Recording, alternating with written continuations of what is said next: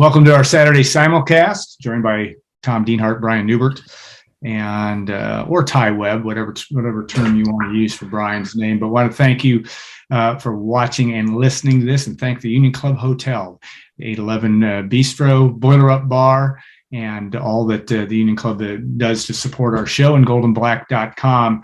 It's been a week of, as when a season comes in with men's basketball, always talk about what may be next. Brian's written a lot about that from a transfer portal standpoint to Isaiah Thompson entering the transfer portal. And Brian, I guess we're looking ahead now. There's going to be some action, certainly, and that's going to be on a national level. Every school is going through some of this, and one would think that Purdue, though they didn't take a transfer last year, that it's pretty likely that the Boilermakers will this year. What's your take right now? And I know this is not a necessarily a situation that's going to be watched minute by minute, but at some point, some of these things are going to come to fruition. Yeah, Purdue's got to recruit a couple important players next year, to the point where not only does Purdue have to delve into the portal this year, but it has to do so in a manner that will impact next year's team pretty significantly. You have got to get another ball handling guard. You have got to get another scorer, a backcourt scorer. Non-negotiables. You have to have those things. If those two things are the same guy, great. If not, two different guys, fine. But I think at this point, you're looking at least a two-man transfer class. I'd have a hard time seeing them bring in three, but you might have the scholarship capital to even potentially be able to do that. So it is non-negotiable, and it will have a direct impact on, how good Purdue is next season, because these are significant critical needs for Purdue here. Yeah. Go ahead, Tom. Yeah, Brian, you'd already talked about Nigel Pack and what a desirable prospect he's going to be. I read some things, Brian, where they think he's the most desired guy in the portal right now. And you've written that he's going to be hard to reel in. Purdue obviously has a lot of connections to the Indianapolis native. Just sort of talk about if somehow Purdue landed him, what he would mean to the program, the skill set he brings to. And also, Brian, there's also a lot of speculation about Robert Fennessy, of course, too. We're all well versed with his background, and if he really is a guy that Purdue would be interested in, if that's a guy that could end up landing in West Lafayette. Yeah, I'll start with Nigel Pack. He's the classic example of a guy who everyone kind of thumbed their nose up at. Wait, thumbed their nose up? That doesn't make any sense, because you would have to do this. No, I think it's okay. No. Stuck their nose up at, because complete mess right now. I know he's only about 6 feet tall. He's not the biggest kid. Yeah, no, he's the classic example of a kid that a lot of people, I think, wrote off in high school because he's small. Purdue didn't. Purdue very seriously recruited him, but I think ultimately, at the end of the day, when you're about to get Jaden Ivey and Ethan Morton, and you had just signed Isaiah Thompson in the class before, you don't want to get too prohibitively small in your backcourt. So I think size did matter in terms of Purdue never ultimately offering him, but I think they loved him as a player, and I think under a lot of different circumstances they would have taken him. But everybody else is going to recruit him now, and those are all the people who wouldn't have even given him a second thought in high school. But now that the kid has gone somewhere and proven himself, all of a sudden he's Russell Westbrook and gets recruited accordingly. He's a really good player. Obviously, averaged 17.5 points a game at Kansas State this year in the Big 12. Big-time shooter, guy who can score, guy who can lead a team. I always really liked him in high school. I always really liked him in AAU. I saw him a ton because he was playing with Jaden Ivey and Caleb First. Just a really good player, and I think he would I don't know if he's transformative, but I think he is as good as it gets in terms of both of your needs right now. Having a guy who can have the ball in his hands, who can initiate offense, but also who can score and shoot. One thing about next year's team, too, for Purdue is that you got to keep the shooting thing going. Obviously, Fletcher Lawyer comes in as a big-time shooter, but losing Sasha Stefanovic, losing Isaiah Thompson, who am I forgetting here? You're going to lose Eric Hunter. You're going to lose Eric Hunter. And losing the way Eric Hunter shot in the second half of the year. That's a lot of stuff to to lose, and Purdue has to make sure that it's still a good enough shooting team to be able to, assuming Zach Edey's back, to spread the floor, all of that stuff. So having a guy who can be a big time shooter, I think would be a really big deal. Too, obviously, I don't really have to tell anybody that, but and then the Robert Phinisee part of it, I think Purdue's recruiting a lot of guys. Mm-hmm. I think Phinisee has been interested in finishing up at Purdue. What exactly the draw is there, when he didn't want to come to Purdue out of high school, had every opportunity to, and had basically blew off every opportunity waiting on Indiana to decide whether it actually wanted him or not, which is exactly what happened, because Archie Miller's opinion changed every day on whether or not he was good enough to play there. We'll see. I think at the end of the day, if you take Robert Phinisee, you have to take him alongside a guy like Pack. It has to be a guy who can score. You have to be able to take Phinisee as an intangibles guy, a defensive guy, a guy who's not going to turn the ball over, things like that. Just kind of like a solid sort of point guard. The other guy needs to be able to do a little bit more. But I think if you take him as the second transfer in your class, that would be palatable. And at the end of the day, too, and I keep saying that, I don't know why I keep saying at the end of the day, but Painter's got to decide, what he really wants here. I think Robert Phinisee at the end of when all is said and done, when all is said and done, would have to decide, hey, do I really want to do this? Do I really want to, spend my whole career at Indiana and then all of a sudden be that guy that, all of a sudden everybody turns on. I mean, there's something to be said for these guys in college too, for having alumni on their side, and having a school at their backs. I couldn't agree more. I mean, I'm not trying to talk Rob Phinisee out of it. If he wants to come to Purdue, I'm just being an objective observer here. And that's what Matt Painter always says all the time about transfers, is that who have you been loyal to? Who is going to be there for you 20 years from now? And like, do you really want to be the guy who crosses the Purdue-Indiana basketball rivalry? I don't know, but that's a decision he'd have to make after Purdue makes a decision whether or not it's going to go 2 feet in on him. As of right now, it has not. They're talking to him. Matt Painter has been very complimentary of him over the years in a public, non-tampering manner. It's a possibility. I don't know if I'd call it a likelihood, but I know Phinisee would be very interested if Purdue offered him a scholarship. Yeah, and I think a situation, and I agree with you. I just think some of these guys at times, and I understand the ability to want to go someplace or graduate and move on and maybe a little bit of different situation, but just to leave and throw away not throw away, but at least taint if you go from Purdue to Indiana, or Indiana to Purdue, or Purdue to Indiana, it's different than football. I know Purdue's got a couple guys in football, but it's in basketball, I just think it's a really a tough thing to ever. But network is everything for these guys, and that's what they don't realize. Football players are faceless. What? Football players are faceless. Correct. I mean, that's why I'm saying it's not the same. They are 1 out of 100 guys.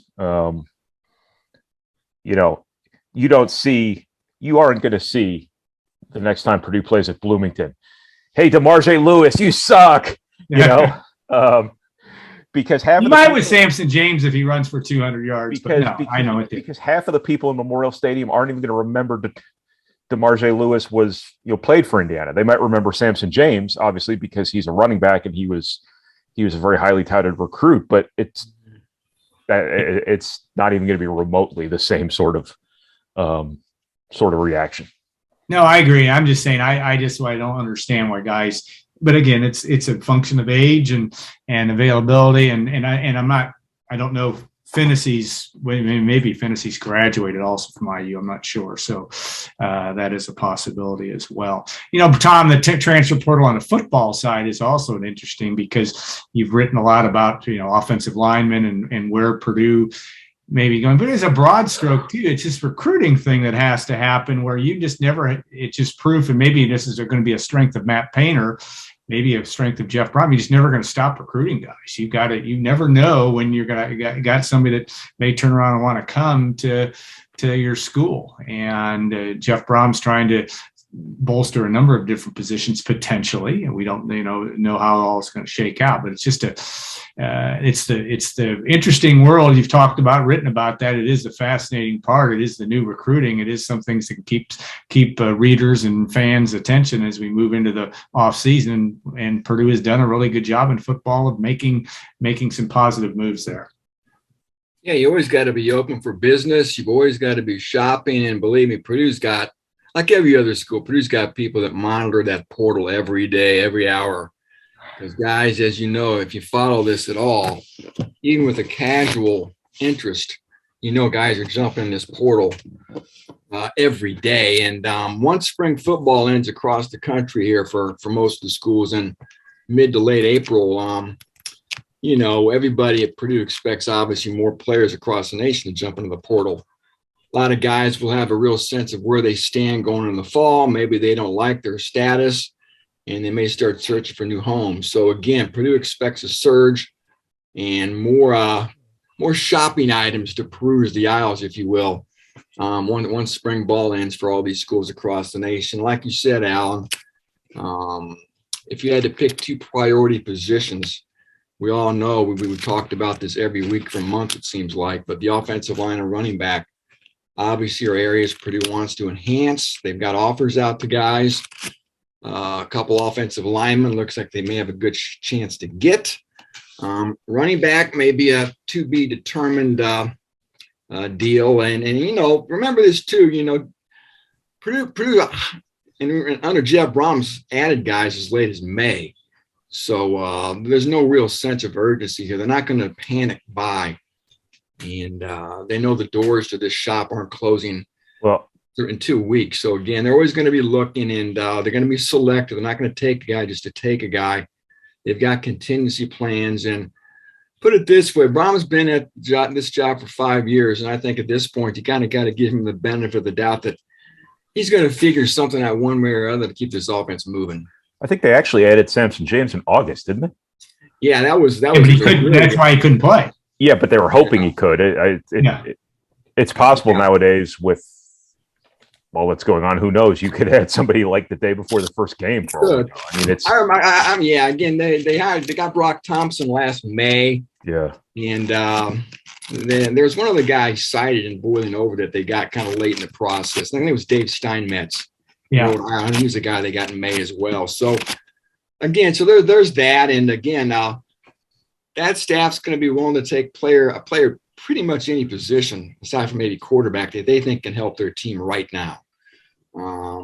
You always want to, of course, augment your roster. So, yeah, that's the transfer portal wheels continue to spin there for the Boilermakers. Pro Day was this last week. 9 Boilermakers worked out for scouts from 30 NFL teams. I think Xander Horvath won the day. George Karlaftis looked very good. I think he solidified his standing as a mid to a late first-round pick.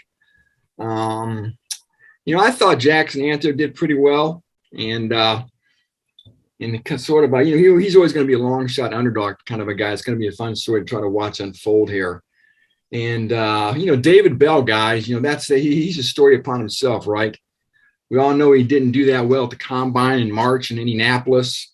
He didn't fare much better on Pro Day on Tuesday. He's just not a guy that's going to test well. He's not an explosive athlete. And you're going to have to rely on the game film there, the intangibles, the ability to catch the ball, run routes. He's tough. He's smart. He could end up being a 4th or 5th round pick and maybe a 3rd or 4th receiver for a team, a tough slot receiver. I think there's a place in the NFL for David Bell, but he's going to be a guy maybe of all the Boilermakers, he's going to be the one guy, at least I'll speak for myself personally, that has maybe the most intrigue when we get to that draft here in late April.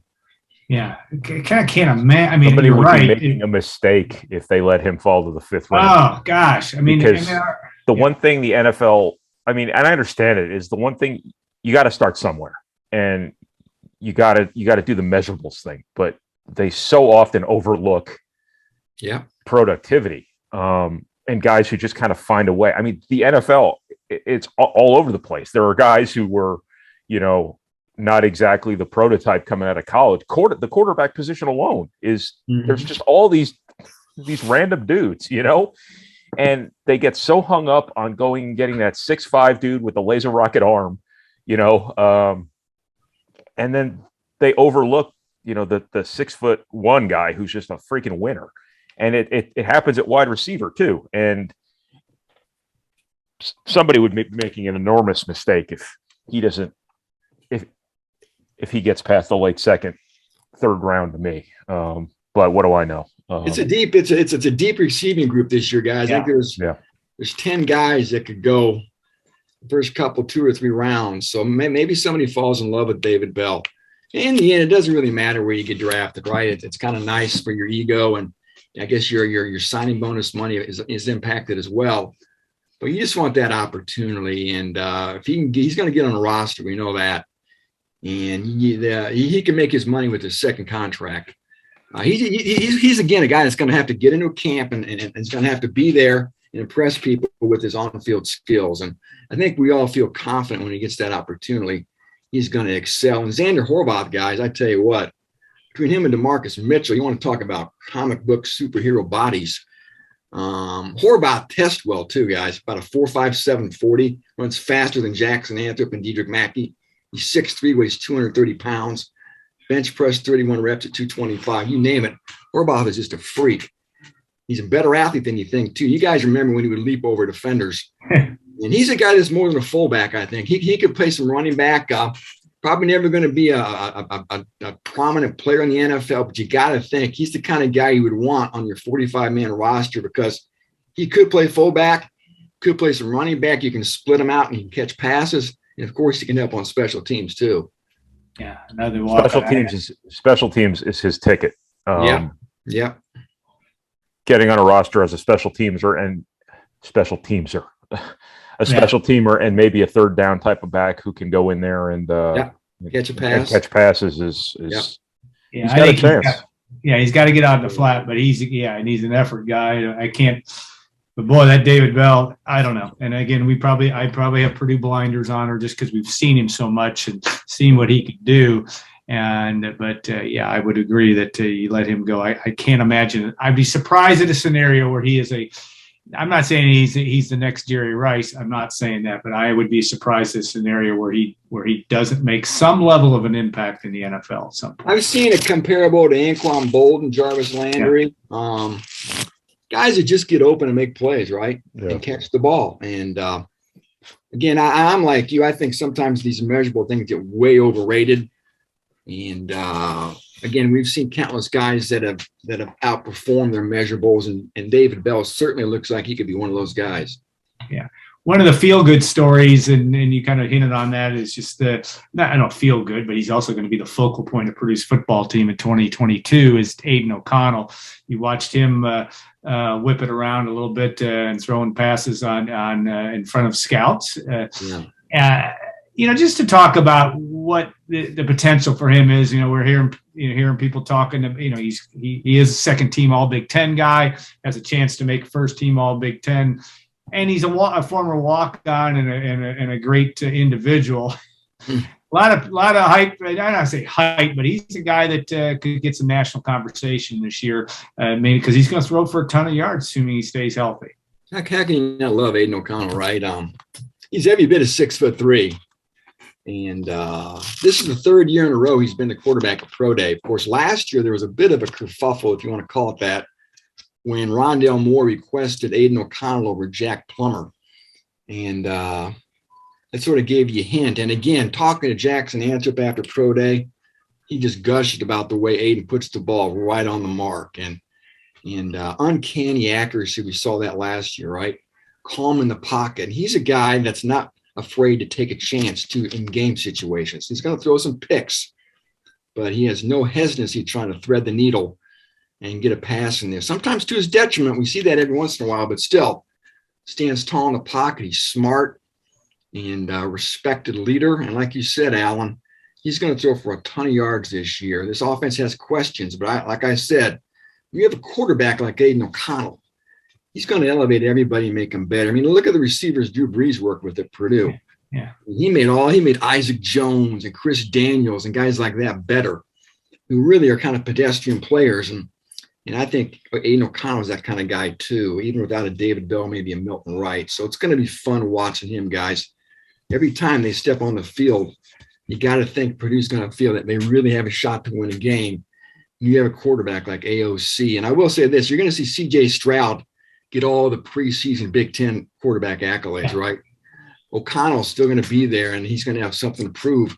And it's going to be really fascinating to see what we're talking about this time next year with Aiden O'Connell and his NFL ability.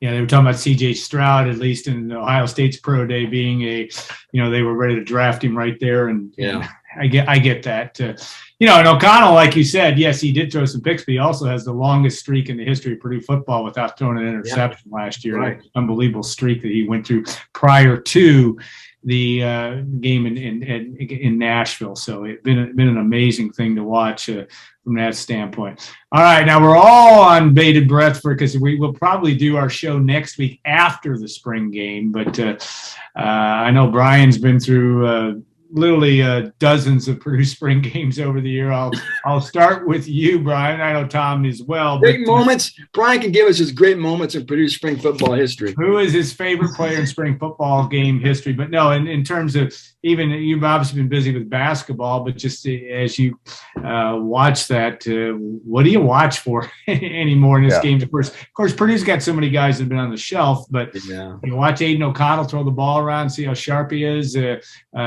Is it Brady Allen you're watching? What are you watching for from your perspective? And I'll start with Brian and go back to Tom. Yeah, I should probably let you guys know I'm not going because I have a basketball tournament in Indy next weekend to go to. But if I were going, if you were going, probably the only thing I would look for is the injury report at the end of the thing, because it sounds to me like there's so many guys out and all this stuff that it's just total warped reality, and that's the case every year. But it just seems to me like it's more of the case, as much of the case as ever this year, and it's just not. It just doesn't scale to what might be expected to happen in the fall. I think the more experience and the more reps you get, all of those transfers, I think is a big deal. So if somebody gets a chance to be like a starter who wouldn't ordinarily be a starter, I don't even know who that player would be. Bryce Hampton, is he even healthy? I don't know. Yeah, he's healthy. Okay. What about those wide receivers? Are they healthy? They got four top guys are probably out. But the Tyrone Tracy is healthy, Brian, so he will play. Well, and I'm looking forward to watching him. The more you can get him running your plays in an actual semi-game environment, good. But I would probably give Aiden O'Connell a quarter and get him back in his jar of formaldehyde here, because he is your season. He is your season next year. It's just. I doubt they make the quarterbacks live anyway, so he's not going to get hit. Yeah. But funny things happen. I would just get him the hell out of there as soon as he's done for the day. Yeah, you're right, Brian. I'm going to interject that. I mean, I agree that Michael. I'm because I haven't been at spring practice. I'm interested in watching Brady Allen too and Alamo throw it around just to see where they are and what's going to happen, because that's a storyline. Again, I know they won't be live, and who they're going to be throwing to will be interesting. Tom, I mean, Tyrone Chase, you've written about him. Yeah. A lot, and he looks the part, and that will be interesting to watch too. Yeah, they're gonna have him try to come fall, I should say. They're going to try to utilize him as much as they can carrying the ball too. So I think it's going to be a lot of eyes on number 3, Tyrone Tracy, guys. And maybe you talked about Brady Allen and Michael Lamo, also Austin Burton. You're really looking to manufacture drama. You always have the number 2 quarterback spot, right? Offensive line too. And again, to give you an idea, Brian talked about warped reality. At Monday's practice, they had the backup quarterbacks actually working out with the cornerbacks. They had so few cornerbacks available. They had Bryce Hampton and Reese Taylor. Yeah. They had Christian Gilov and Kyle Adams working out with the cornerbacks and working 11 on 11. So gives you an idea of the attrition they've had in the secondary, especially at cornerback. So Brian talked about just get everybody through this thing healthy. And yeah, there's going to be some guys you going to want to watch, like the Tracys and Brady Allens, and Scotty Humpich, Reese Taylor, those type guys. But I can't imagine there's a lot of enthusiasm from the coaching staff to do this. But they have a TV show to put on, of course, on BTN at noon. It's going to kick off. So, and also, guys, they're going to have the banquet on Friday. The 100th Kiwanis banquet, by the way. Kiwanis, yeah, 100. So, and you know what? Before we go, I guess there's one more quick question I got for Brian. Yes, sir. Can you kind of give us a sense of what you think Brandon Newman's going to do? And if they don't get Nigel Pack, if you had to pick a checklist, I don't get Pack, who's number 2, who's number 3, who's number 4 on your wish list to add among the portal guys who could be a scorer and a ball handler for Purdue? I personally think that Newman's coming back, and I think that's a very good thing for him, because I think that, well, I can't predict the future. So I can't say it's a good thing for him until we see how he fares next season. But I think that, Matt Painter met with him late in the season and said, hey, look at what we're losing next year. See all those shots that are walking out the door, see all those minutes that are walking out the door. We just need you to fill some of that. And Painter's been pretty steadfast. And hey, Newman is better as a starter than he is as a backup. He is better in extended minutes as he is shortened minutes. And when I say extended minutes, I mean like 25. So the people who would say we'll play him 8 instead of 4, that's not the point. So I think there are reasonable scenarios here, and he seems like he's been self-aware enough here the last few months to understand why he wasn't playing and understand the changes he has to make in terms of his focus defensively, his attention to detail from an offensive perspective, kind of things like that. Mm-hmm. I think that there's reasonable scenarios here where this guy goes from like not playing to being one of your like 3 or 4 top scorers. I mean, I don't want to.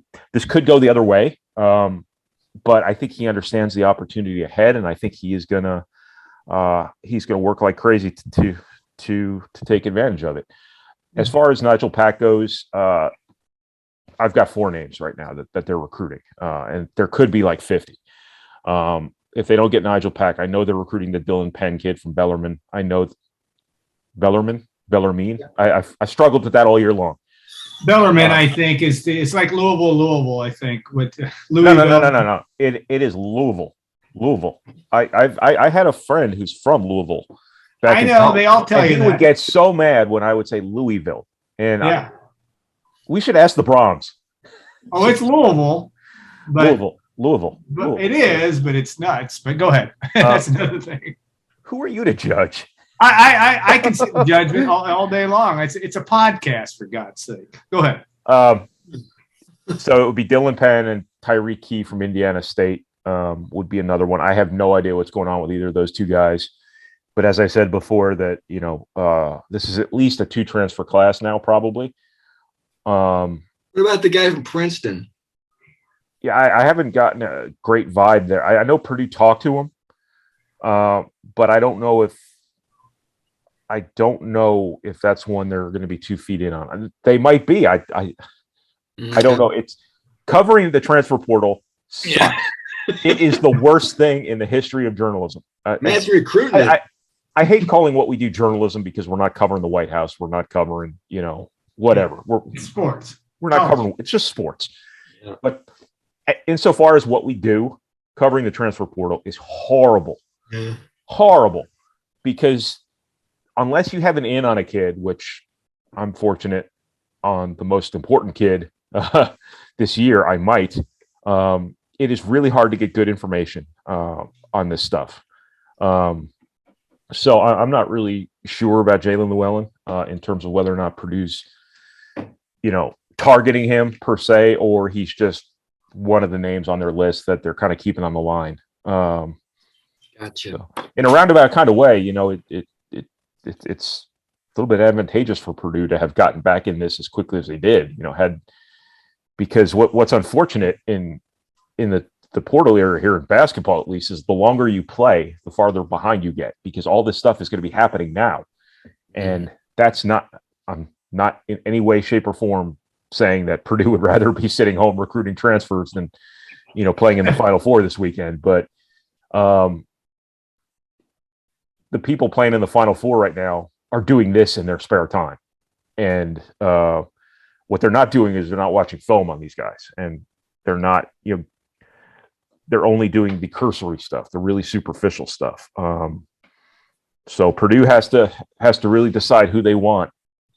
Nigel Pack is obvious, but they have to make some calls here on who they're really, really, really, really going to recruit, because you can't assume Nigel Pack is in the bag, no pun intended,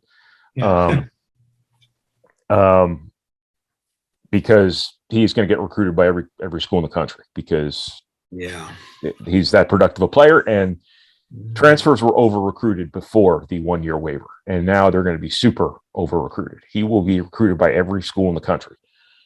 99% of them would have looked at him in high school and said, yeah, we're good. But you got to get a bunch of dudes here.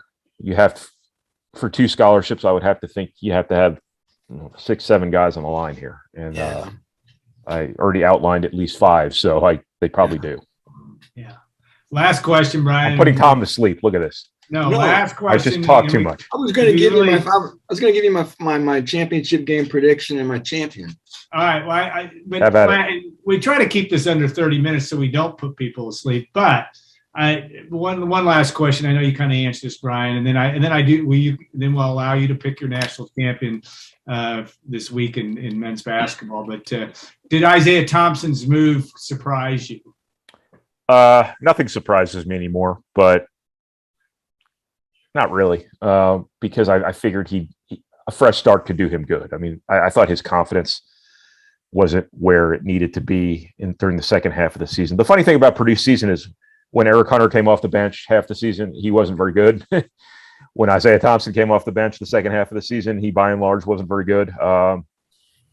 What that had to do with things, I don't know, but I think a fresh start, when a kid deletes his Twitter, I think it probably tells you what you need to know about how they're being interacted with. That's unfortunate. Yeah, but it's kind of the world we live in now. Hey, Brian, where do you think he lands? What type of school? Well, Butler's about to have a new coach who might need some players. I could see that happening. I could see Ball State with a new coach who's probably going to need some players. I could see don't underestimate the power of shot making. And, this was a guy who I thought he played a really important role in Purdue being number 1 in the country, because putting a 50% shooter next to Jaden Ivey and next to Travion Williams early in the season really sort of completed Purdue. Could Purdue have used a little bit more dynamic play there? Yeah, probably. Could they have used a little bit of a better defender there? Yeah, probably. But I don't think Purdue gets number 1 in the country without Isaiah Thompson. I mean, this is a guy who's done positive things before, contrary to what people cannibalizing him will want to admit. I could see him going to a really good mid-major. I could see him going to a Butler, and I could see him having a couple of good years, assuming I don't know if he's going to play his COVID year. I think the distinction between a COVID year and a final year of eligibility is getting blurred now to the point where we're not even differentiating between the two, which is unfortunate, because I think the COVID year is crap, as you all know. But I saw you crack about Aaron Wheeler on Twitter. Yeah, that wasn't a crack about Aaron Wheeler. That was a crack about John Ross-Ade. The COVID year. About the COVID year stuff. That was a crack about John Ross-Ade not even differentiating between Aaron Wheeler's COVID year and the end of his eligibility. He's been in college for 5 years. We're not even drawing a distinction anymore between your 5th year in college and this extra year that you would be postponing your life to play 1 more year of college basketball. This whole thing has gotten completely warped. There is a difference between a COVID year and there is a difference between someone's final year of eligibility. Maybe I'm being stupid about this, but it wasn't about Aaron Wheeler. You're pretty fired up about it. I agree though. No, I'll get back to the old man in me and say that, if he can do something academically and do, it is nuts though. From that standpoint. That was the weirdest day of my Twitter career. I posted something criticizing Saying something. a media member, and Aaron Wheeler's family came after me. And I wonder if Aaron Wheeler, who is a spectacular teammate, a wonderful person, and just a really good dude, was rooting against his former teammates and friends as hard as his family apparently was. That's the question I'd wonder about. My guess is no, because Aaron Wheeler is an absolutely wonderful human being. Yeah. He is. He was, and that was my comment about Isaiah Thompson too. What a great kid, great family, and he's the kind of guy. All you're going to do, and ask Iowa. At least the game at Iowa, he played big, so he can make Villanova shots. 4 or 5 from 3. By the way, yeah. I mean that's what I said. Like, I don't think Purdue gets to be number 1 in the country without Isaiah Thompson, because he made a lot of shots early in the season, and he was the starting point guard on a team that got to number 1 in the country. And Eric Hunter wasn't playing well, to start the season, coming off the bench, and I think people revise history a little bit in terms of absolutely what a player actually did as opposed to what they were at the end of the season. Yeah, and he actually came. I know he didn't play long against St. Peter's, and I know he'd been struggling. Came in, made a 3, and did what he was supposed to do. All right, you got 30 seconds here. Your national champion is. I know Purdue fans are disappointed that Purdue's not in New Orleans, but it is an intriguing Final Four. But all right, Tom, I'll start with you. Who do you have? We spoke 30 minutes. We didn't talk about Jaden Ivey turning pro. Yeah. That was because that's the biggest foregone conclusion of all time. Yeah. I know. I'm kidding. I'm just kidding.